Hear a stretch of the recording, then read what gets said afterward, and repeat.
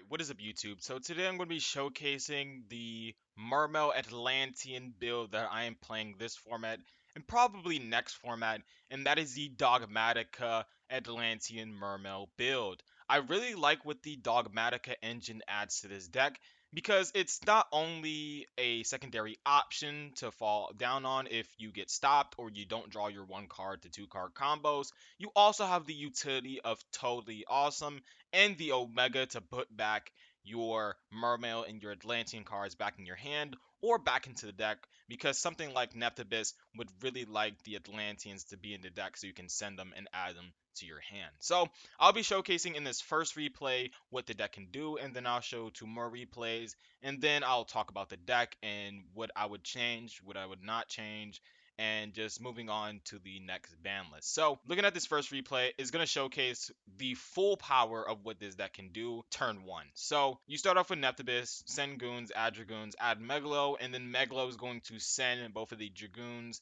to search 2 cards. So you're going to search your Moon Glacier, you're going to search your heavy infantry, and you're going to search your Mizuchi for the spell negate, the pop, and the discard 2. Now, you do have the Ecclesias as well, so that's going to also be a disruption on your board. So going into Alacia, you're going to have 5 waters in your graveyard. You're going to send or summon your Moon Glacier, and then it's going to discard 2 from your opponent, which is already pretty strong in itself.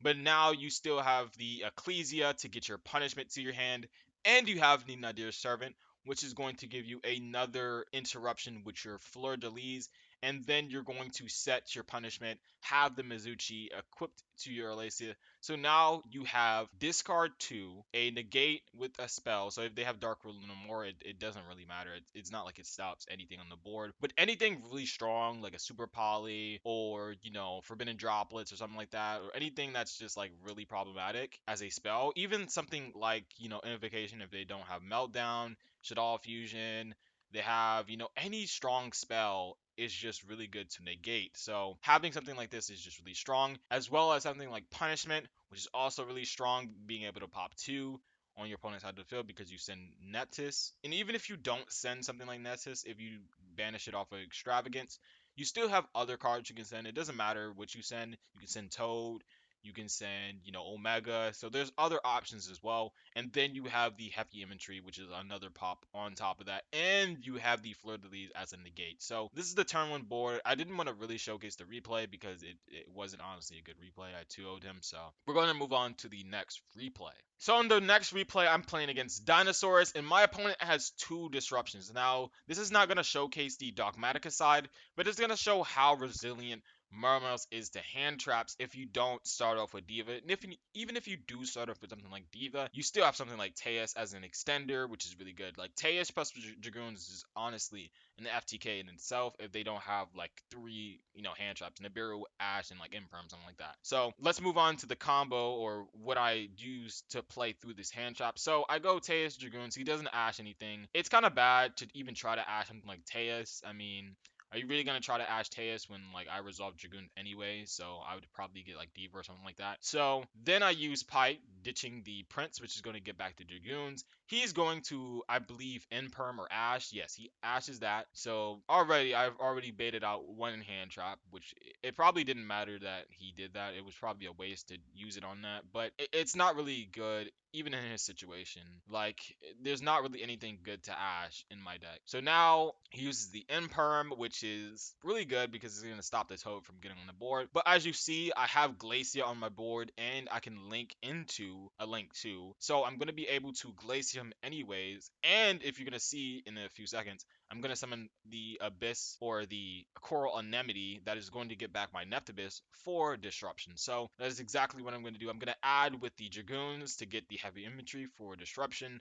With the Alacia, I'm going to link into the Coral Anemone, and then I'm going to drop down the Glacia, and then I'm going to use the effect of Coral to get back the Neptibus, and then I'm just going to combo off with the Megalo, getting the body on board, getting the Mizuchi, and then I'm going to get out the Alacia, which is going to be another disruption for my opponent. So my opponent doesn't really have anything. He top decks into the Extravagance, which is not really going to do much because the Mizuchi is going to negate it, and then he's going to have an Ultimate Conductor And even then, even if he summons it, I just go, right into battle phase. I use the effect of heavy infantry, pop the, conductor, and then he has nothing.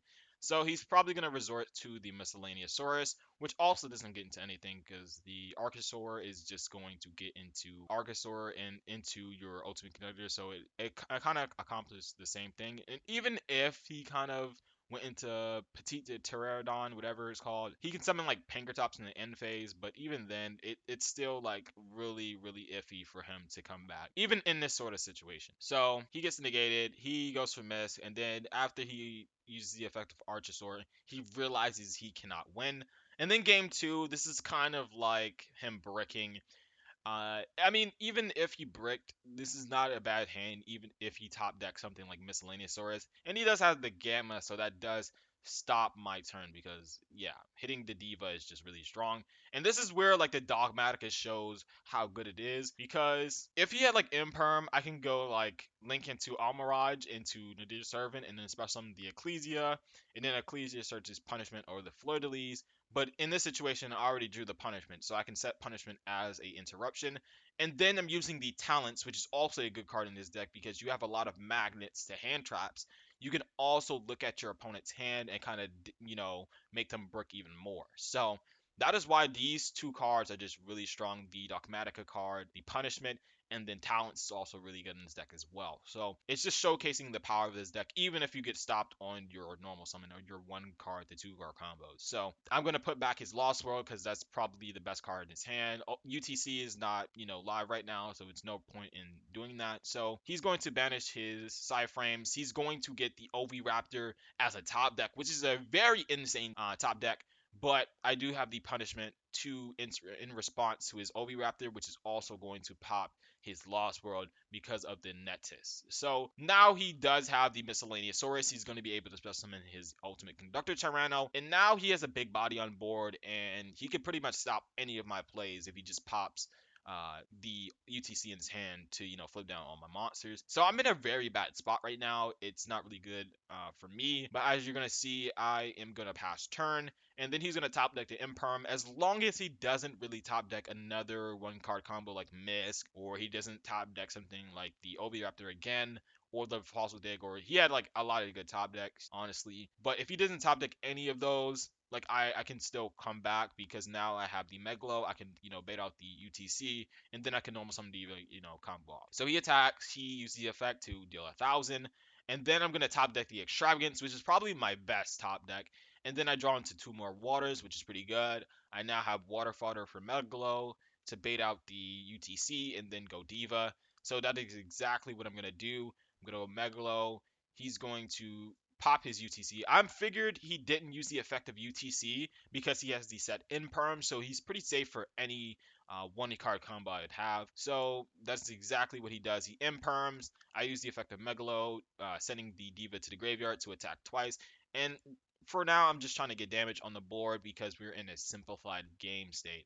And now he does have, one dinosaur, but as you see, he drew the Miscellaneousaurus, so he's going to be able to summon his second ultimate conductor, which is very strong. But instead, I know why he did this, and it's a decent play. But if I top deck anything really good, he's in a very bad spot. But what he is trying to do is Petite Pterodon, summon out the Pankratops, and then when he pops with Pankratops, on his next following turn, he can summon the Ultimate Conductor Tyranno in his hand, and then he still has that Ultimate Conductor Tyranno presence on the board. So he does that, but as you're going to see, I'm going to have a very strong top deck, and I top deck another Extravagance, which is just really, really insane. I can't believe I did it. But yeah, I top deck into the one card combo, which is the Prince, and I also have a water in my hand, so I can summon the Megalo. And now at this point, it's just the fate is sealed for him right now. So you're kind of seeing the power of this deck. You're seeing the power of not only the Dogmatica, but also the Mermail. So let's get on to the third and last replay. So this is the last and final replay. Now, I will say that Zoo and Eldritch combined are both one of my worst matchups. You have the Trident that can pop my normal summon or my Prince. You have the Conquistador that can pop my normal summon as well, or my Prince. You have just so much disruption. You have the the DD Crow in the deck that can also be detrimental to something like Dragoons.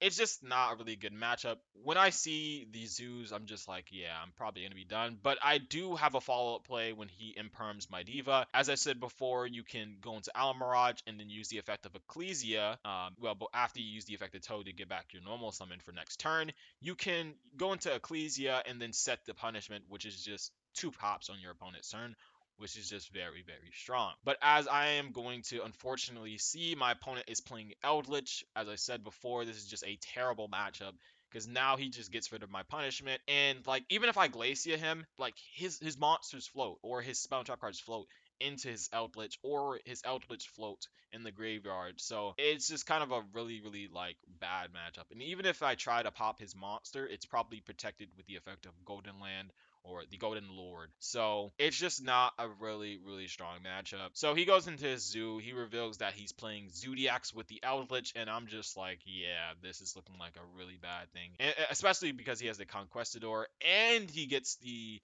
effects of the Hulk in the Black Awakening in the end phase. It's just not looking good. And after he reveals that he has the Conquistador and the DD Crow, I scoop on top of the Dryden. So next replay, I'm going blind second because I feel like if I draw any of my block cards, I can, do well against his Zodiacs and his Eldritch board. So that is exactly what I do. He uses the Thoroughblade, which I don't want to deal with a Megalops, and that is why I Ash Blossom him. I'm still pretty scared of the Dryden as well as the Conquistador as he adds, but I do have the Ash for if he does, Conquistador into the Scarlet Sanguine. So if you're looking at my hand right now, I do have Diva plus 1 for 1, which is just like an FTK in itself. So I use the effect of Diva. I'm going to summon the Prince. He's going to threaten it with a Dryden, but I show him the 1 for 1, and that is going to kind of seal the deal. But he does have the Conquistador into the Scarlet Sanguine. But as you see my hand, I have the Ash, and that is going to stop him. And from here on out, I just, I have too much, and I'm going to pretty much OTK him through his board, and he's going to scoop it up. So now I'm going first. I'm pretty sure he made me go first. I mean, I'm not really mad with that, but I did draw my block cards even if I went second. So it's probably good in his part for him to make me go first. So I start off with my extravagance, which is really, really good. So now I not only have a 1 card combo, but I also have a follow up with 1 for 1 as well, and to have Ash reboot, heavy like this hand is like pretty nuts. But as you're gonna see, I don't have the fortunate play because he does have not only the cards that are really good against Glacia, but he also has like Lightning Storm and Ogre, which is going to be a little bit problematic. He's not going to use the Ogre, which I then get it out of his hand so he doesn't pop the Glacia and skip my battle phase. So now I discard 2 from his hand, and guess what? I discard the 2 worst cards I can hit, possibly. The both of the cards that float in the graveyard when I could have hit something like Lightning Storm, or I could have hit the Eldland. So pretty unfortunate. Even with a good hand like this, it's not that good. It's just Glacia with the Ash and Pass. But even then, it's still like a winnable game. And then he shows the Lightning Storm. I'm like, oh man, now I'm gonna skip my battle phase. Maybe I should have put this Glacia in a defense position. And yeah, I just get super punished, but I still get to float my Alacia, which is pretty good. So now I get to special summon the Minstrel. Minstrel is going to use his effect to put back my Dragoons to the bottom of my deck, and then I'm going to add with the Diva, which is pretty nice. So now he used the Eldland, and I'm like, oh my god, I didn't hit the Eldland. Jesus, I'm in like a super bad spot because I cannot OTK next turn because he popped the Alacia with the uh, Lightning Storm, so it's looking pretty bad for me. He's gonna build board presence, but he doesn't have any zoo cards, so I'm not really terrified. So then he uses the Sanguine, I ash it, and then he passes his turn. He has the set Conquistador and Hawk, so I'm not really scared at this moment. He still has the Eldland, which concerts the Golden Lord, but he doesn't have a spell, so I'm not really worried. At this point, I'm like, I can wait next turn and I can try to OTK because I have the red reboot for any of his cards, and I also have the heavy Harpy's Feathered Storm. So like this card is just like this hand is just like really strong even if I do pass my turn. But I decide to try to get some board presence in case he draws into something like the zoo cards. so he can go into zoo. So I'm just trying to build board presence and maybe try to, stop him from doing anything, even if I can't OTK. So after this point, he reveals the Nibiru. I didn't think about the Nibiru. Like honestly, Nibiru's not even good against this matchup. If you really think about it, you just have many ways to play around it. You have the Toad, you have the Minstrel. You can also not even special summon like 5 times because you don't need to. But I was just trying to build board presence. I really, really didn't know he was gonna have the Nibiru. I would have played around it if I knew, but at this point, I burned through like a lot of my resources, and it's not looking good. So he Nibiru's me, which is pretty bad, and it's just not looking good. And now he gets to, he has the Outland, he has a Search, he has like Questador. He can now like link these two off in the end phase, or go into Pleiades, and like it's just not looking good from here. I have the Alpha, but even then I don't have anything, and I just scoop it up from there. So this is just showcasing like the worst of the deck. It's really good or really bad at just being a grind deck because you just burn through a lot of your resources with your Mermail Atlantean stuff. So that is it for the replays. Let's go on to the deck profile. So here is the deck profile. It's pretty self-explanatory. I'm not playing any hand traps as you see in the main deck. I feel like if I'm going against a combo deck, if I'm not, having like a ton of hand traps, I'm probably not going to beat that combo deck anyway. So I sacrifice the hand traps and put it in the side deck for more consistency cards for something like talents or the servant or the extravagance. Like having these consistency cards is way better than stopping your opponent, because I feel like playing is better than stopping your opponent, because if you can stop your opponent but you don't have any play, it kind of defeats the purpose. So that is why I feel like no hand traps in the main deck. Just play all consistency cards, because this is a going first, set up your board turn run. It's just really, really powerful. So we're gonna start off with the Atlanteans. We have the 3 Atlantean Dragoons, we have the 3 Heavy Infantry, and we have the 3 Naphthabis. This is just super standard. And I really feel like you need a lot of the utility of the Atlantean monsters in your deck. I don't play Marksman. You could probably honestly fit a Marksman in the side, but I decided to just cut it all in general for the Twin Twisters. So that is just really good. And then we have for the deep seas, we have 3 Deep Sea Diva and the Minstrel. Minstrel is just really good for playing around hand traps. Diva is just a really strong card in general. And then for the Mermails, I have the 2 Megalo, the 1 Pike, and the 3 Teus. Teus plus Dragoons is just an FTK, as I said before. Pike is really for the Bahamut Shark Toad play, and then Megalo is for OTKing, as well as getting the Mizuchi for spell negates. And then you have the other waters like your Moon Glacia and your Lapis. Lapis is just another body on board to make something like Alacia or make your Coral Anemone.